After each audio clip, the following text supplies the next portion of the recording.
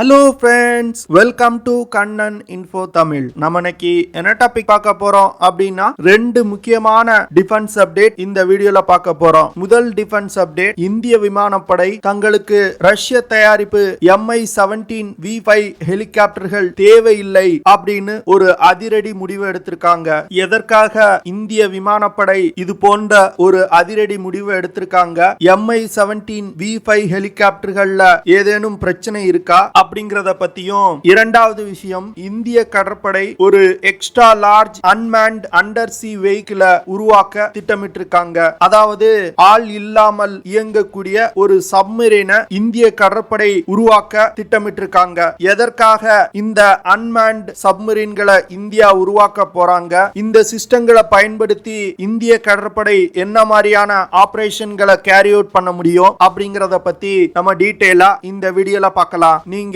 இப்பதான் நம்ம சேனலுக்கு ஃபர்ஸ்ட் டைம் வர்றீங்க அப்படின்னா நம்ம சேனலை சப்ஸ்கிரைப் பண்ணிக்கங்க. அப்படியே அந்த பெல் நோட்டிபிகேஷனை கிளிக் பண்ணி ஆல்ங்கிற ஆப்ஷனை எனேபிள் பண்ணிக்கங்க. ஒரு நாடு வல்லரசு என்ற தகுதியை அடையணும் அப்படின்னா சில முக்கியமான விஷயங்கள்ல தன்னிறைவு பெற்றுக்கணும். அதுல மிகவும் முக்கியமானது டிஃபென்ஸ் எக்யூப்மெண்ட்ஸ் மற்றும் டிஃபென்ஸ் டெக்னாலஜி. அந்த வகையில இந்தியா பல்வேறு துறைகள்ல முன்னேறி வந்தாலும் இந்தியாவுடைய டிஃபென்ஸ் எக்யூப்மெண்ட்ஸ் தேவைகளுக்கு நம்ம பெரிதும் வெளிநாடுகளை நம்பியே இன்னும் இருந்து வருகிறோம். ஆனா இப்ப சமீப காலங்கள்ல இந்தியா இந்த விஷயத்தையும் மாற்றி எழுத முயன்று வந்துட்டு இருக்காங்க. இந்தியாவுடைய டிஃபென்ஸ் பட்ஜெட் 5,25,000 கோடி. இது மத்திய அரசின் பட்ஜெட்ல 15.5%. இந்தியாவுடைய ஜிடிபில 2.1%. இவ்வளவு அதிகமான தொகையை வெளிநாடுகளுக்கு கொடுக்காமல் நம்மளோட உள்நாட்டு நிறுவனங்களுக்கு கொடுத்து இங்க வேலை வாய்ப்பை உருவாக்குனா இந்தியாவுடைய வளர்ச்சி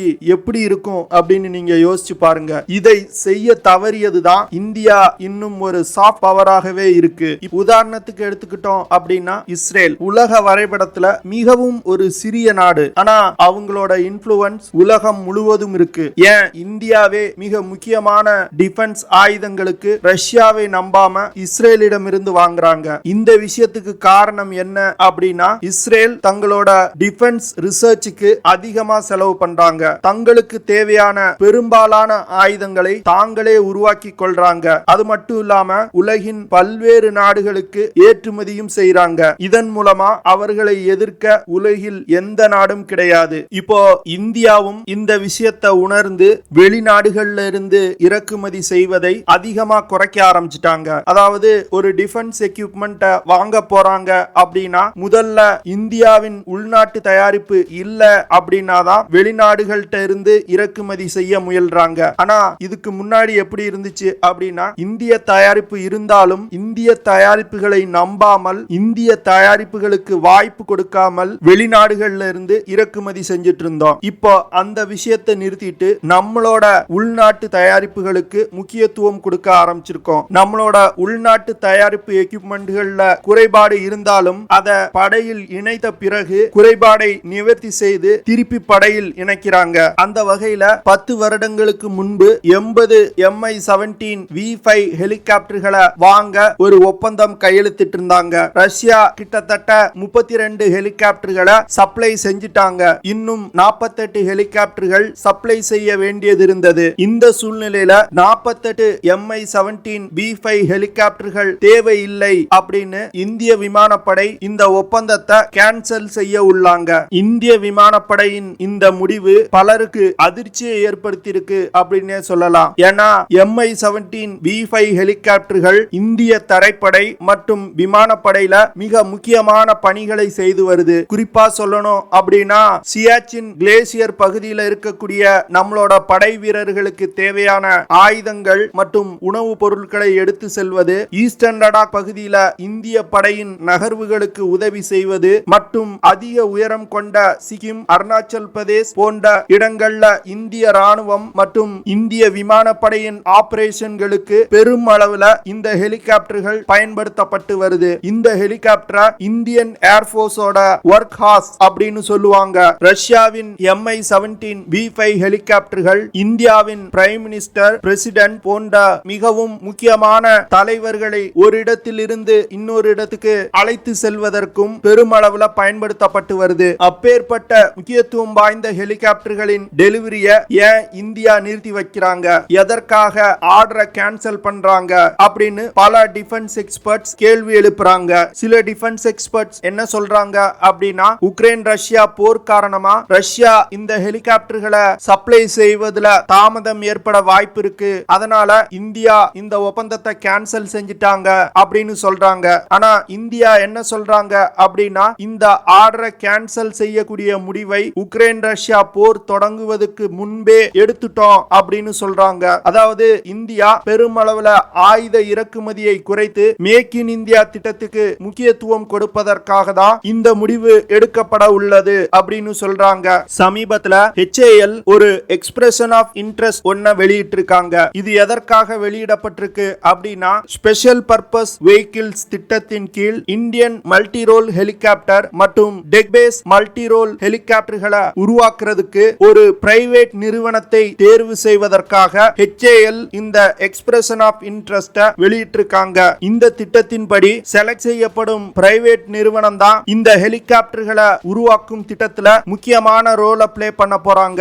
இந்த திட்டத்தின் மூலமா தயாரிக்கப்படும் இந்தியன் மல்டி ரோல் ஹெலிகாப்டர்கள் இந்திய தரைப்படை மற்றும் விமானப்படையில பயன்பாட்டில் உள்ள ரஷ்ய தயாரிப்பு MI-17 ஹெலிகாப்டர்களை ரீப்ளேஸ் செய்ய போகுது. அதே போன்று இந்திய கடற்படையில் பயன்பாட்டில் உள்ள சி கிங் மற்றும் MK-47B ஹெலிகாப்டர்களை இந்த திட்டத்தின் மூலமா தயாரிக்கப்படும் டெக் பேஸ் மல்டி ரோல் ஹெலிகாப்டர்கள் ரீப்ளேஸ் செய்ய போகுது. புதிதாக உருவாக்கப்படும் டெக் பேஸ் மல்டி ரோல் ஹெலிகாப்டர்கள் அமெரிக்க தயாரிப்பு MH-60R ஹெலிகாப்டர்களோடு இணைத்து பயன்படுத்த இந்திய கடற்படை திட்டமிட்டிருக்காங்க. இந்த அறிவிப்புக்கு பிறகுதான் இந்தியாவின் திட்டம் என்ன அப்படிங்கிறது தெரிய வந்திருக்கு. இப்போ இந்திய முப்படைகளில் பயன்பாட்டில் உள்ள பெரும்பாலான வெளிநாட்டு ஹெலிகாப்டர்களை ரீப்ளேஸ் செஞ்சுட்டு உள்நாட்டு ஹெலிகாப்டர்களை அதிக எண்ணிக்கையில இந்தியா பயன்படுத்த திட்டமிட்டிருக்காங்க. அதனாலதான் 48 M-17 ஹெலிகாப்டர்களை ரஷ்யாவிடம் இருந்து வாங்கும் கான்ட்ராக்ட இந்தியா கேன்சல் செஞ்சிருக்காங்க. HAL வெளியிட்டிருக்கும் அந்த எக்ஸ்பிரஷன் ஆஃப் இன்ட்ரெஸ்டின் படி 3 இந்தியன் மல்டி ரோல் ஹெலிகாப்டர்களையும் 3 டெக் பேஸ் மல்டி ரோல் ஹெலிகாப்டர்களையும் அடுத்த சில வருடங்கள்ல டெவலப் செய்ய திட்டமிட்டிருக்காங்க.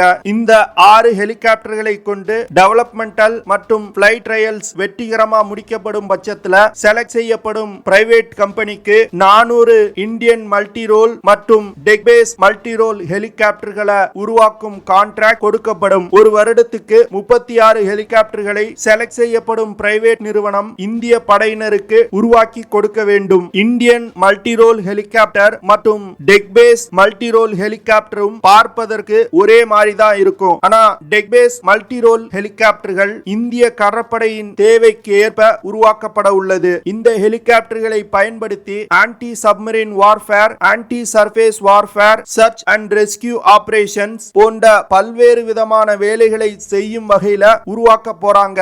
இந்த 2 ஹெலிகாப்டர்களுமே 1.2 டன் எடை கொண்டதா உருவாக்கப்பட உள்ளது. ஆனா இந்த 2 ஹெலிகாப்டர்கள்ல வெவ்வேறு இன்ஜின்கள் பயன்படுத்தப்பட உள்ளது. ஏன்னா deck base multi role helicopter கடற்பகுதியில பயன்படுத்தப்பட உள்ளது. அதுவே இந்தியன் மல்டி ரோல் ஹெலிகாப்டர் சமவெளி மற்றும் ஹை ஆல்டிடியூட் பகுதியில பயன்படுத்தப்பட உள்ளது. அதனால இந்த 2 ஹெலிகாப்டர்களையும் வெவ்வேறு இன்ஜினை பயன்படுத்த திட்டமிட்டிருக்காங்க. நம்ம பார்க்க போற அடுத்த டாபிக், இந்தியாவின் மஸ்கான் டாக் லிமிடெட் நிறுவனம் extra long unmanned under sea வெஹிக்கிளை உருவாக்குறதுக்கான எக்ஸ்பிரஷன் ஆஃப் இன்ட்ரெஸ்ட் ஒன்ன வெளியிட்டிருக்காங்க. இதன் மூலம் இந்த extra long unmanned under sea வெஹிக்கிளை டிசைன் செய்து டெவலப் செய்து உருவாக்க வேண்டும். Extra long unmanned under sea வெஹிக்கிளை XLUUV அப்படின்னு சொல்லுவாங்க.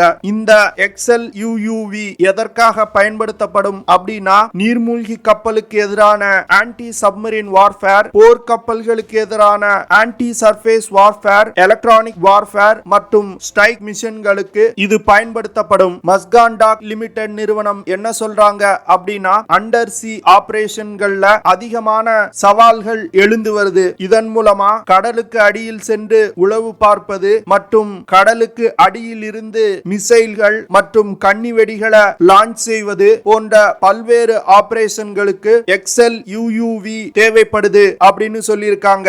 இந்தியா உருவாக்க உள்ள XLUUV அதிக ரேஞ்ச் கொண்டதாகவும் ஆர்டிபிஷியல் இன்டெலிஜென்ஸை பயன்படுத்தி தன்னிச்சையாகவே செயல்படக்கூடியதாகவும் மிகவும் துல்லியமாக செயல்படக்கூடியதாகவும் இருக்கணும் அப்படின்னு சொல்லி புதிதாக உருவாக்கப்படும் XLUUVs முன்பே நிர்ணயிக்கப்பட்ட pre plan missions carry out செய்யும் விதத்துல உருவாக்கப்பட வேண்டும். அது மட்டும் இல்லாம தரை கட்டுப்பாட்டு அறையுடன் தொடர்பு கொண்டு தரை கட்டுப்பாட்டு அறை இடும் கட்டளைகளையும் செய்யும் வகையில வடிவமைக்கப்பட உள்ளது. புரோகிராம் செய்யப்பட்ட வேலைகளை முடித்துவிட்டு ஹோம் பேஸுக்கு ஆட்டோமேட்டிக்கா இந்த XLUUVகள் திரும்பும் வகையில உருவாக்கப்பட உள்ளது. இந்தியா உருவாக்க உள்ள XLUUVகள் பல மாதங்களுக்கு கடலுக்கு அடியில் தங்கி இருந்து ஆபரேஷன்களை கேரி அவுட் செய்யும் வகையில உருவாக்கப்பட உள்ளது. அது மட்டும் இல்லாம மரைன் கமாண்டோஸையும் குறிப்பிட்ட லொகேஷன்களுக்கு எடுத்து செல்வது, திருப்பி ஹோம் பேஸுக்கு அழைத்து வருவது போன்ற வேலைகளையும் இந்த XLUUVகளால் செய்ய முடியும். அது மட்டும் இல்லாம மிசைல்கள், கடல் கன்னிவெடிகள், சென்சார்கள் போன்ற பல்வேறு விதமான எக்யூப்மெண்ட்களையும் எடுத்து செல்லும் வகையில உருவாக்கப்பட உள்ளது. இந்தியா உருவாக்க உள்ள இந்த XLUUVகளை ஒரு மினி சப்மரீன் அப்படின்னு சொல்லலாம். ஏன்னா இந்த சப்மரீன்கள் 45 முதல் 50 டன் எடை கொண்டதா இருக்க போகுது. கிட்டத்தட்ட 12,000 கிலோமீட்டர் தொடர்ந்து பயணிக்கும் வகையில இந்த சிஸ்டங்கள் உருவாக்கப்பட உள்ளது. இந்த சிஸ்டம் மட்டும் உருவாக்கப்பட்டுச்சு அப்படின்னா இந்திய கடற்படையின் சர்வேலன்ஸ் மற்றும் அண்டர் சி ஆபரேஷன்கள்ல ஒரு மிகப்பெரிய முன்னேற்றம் ஏற்பட வாய்ப்பு இருக்கு. இந்த XLUUVக்களை அமெரிக்கா 2019 வருடமே தங்களோட படையில் இணைச்சிருக்காங்க. 2017 வருடம் அமெரிக்க கடற்படை $40 மில்லியன் மதிப்பிலான கான்ட்ராக்ட போயிங் மற்றும் லாக்ஹீட் மார்டின் நிறுவனத்துக்கு வழங்கினாங்க. இந்த கான்ட்ராக்டின் படி 2019 வருடம் XLUUVக்களை போயிங் நிறுவனம் அமெரிக்க கடற்படைக்கு வழங்கினாங்க. அமெரிக்க கடற்படையில் இது போன்ற 5 XLUUVகள் செயல்பாட்டில் இருக்கு. போயிங் நிறுவனம் அமெரிக்க கடற்படைக்காக ஆர்கா அப்படிங்கிற XLUUVக்களை உருவாக்கி கொடுத்திருக்காங்க. இந்த சிஸ்டங்கள் 50 டன் எடை கொண்டதாகவும் 51 ஃபீட் நீளம் கொண்டதாகவும் தொடர்ந்து 6500 நாட்டிக்கல் மைல் பயணிக்கும் வகையில உருவாக்கப்பட்டிருக்கு. மஸ்கான் டாக் லிமிடெட் நிறுவனம் வெளியிட்டிருக்க எக்ஸ்பிரஷன் ஆஃப் இன்ட்ரெஸ்ட்க்கு போயிங் நிறுவனம் கரெக்டா இருக்கும் அப்படின்னு டிஃபென்ஸ் எக்ஸ்பர்ட்ஸ் சொல்றாங்க. ஏன்னா இதே போயிங் நிறுவனத்தின் P-8I ரெக்கானசன்ஸ் விமானங்களை தான் இந்திய கடற்படை பயன்படுத்தி வருது. அதனால இந்த 2 சிஸ்டங்களையும் இன்டகிரேட் செய்வது மிக எளிதா இருக்கும். ஓகே ஃப்ரெண்ட்ஸ், இதெல்லாம் தான் நான் உங்ககிட்ட ஷேர் பண்ணணும் அப்படின்னு நினைச்ச விஷயங்கள். ஐ ஹோப் நான் ஷேர் பண்ண விஷயங்கள் உங்களுக்கு பிடிச்சிருக்கும் நினைக்கிறேன். அப்படி பிடிச்சிருந்துச்சுன்னா ஷேர் பண்ணுங்க, லைக் பண்ணுங்க, கமெண்ட் பண்ணுங்க. மறக்காம நம்ம சேனலுக்கு சப்ஸ்கிரைப் பண்ணுங்க. அப்படியே அந்த பெல் நோட்டிபிகேஷனை கிளிக் பண்ணி ஆல்ங்கிற ஆப்ஷனை எனேபிள் பண்ணிக்கங்க. See you in the next video. Jai Hind.